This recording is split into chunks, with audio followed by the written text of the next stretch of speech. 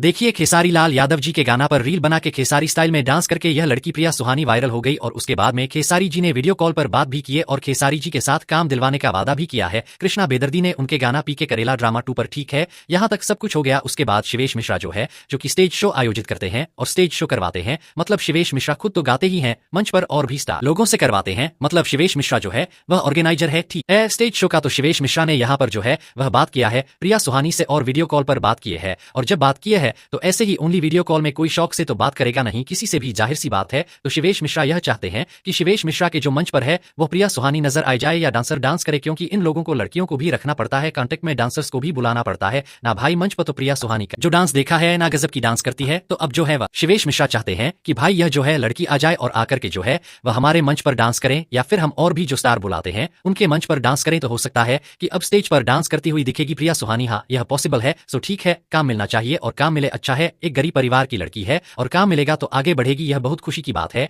सो यह है एक अपडेट। और प्रिया सुहानी खेसारी लाल यादव जी का गाना पी के रोजे करेले ड्रामा पर ही जो है वो डांस करके वायरल हुई थी, आप सबको मालूम होगा। ट्रेंडिंग में अभी भी चल रहा है वह रील। वैसे प्रिया सुहानी के बारे में क्या कहना चाहते हैं नीचे दिए गए कमेंट बॉक्स में कमेंट करें। तब तक के लिए बाय, मिलते हैं एक नए वीडियो के साथ। जय हिंद, जय भोजपुरी।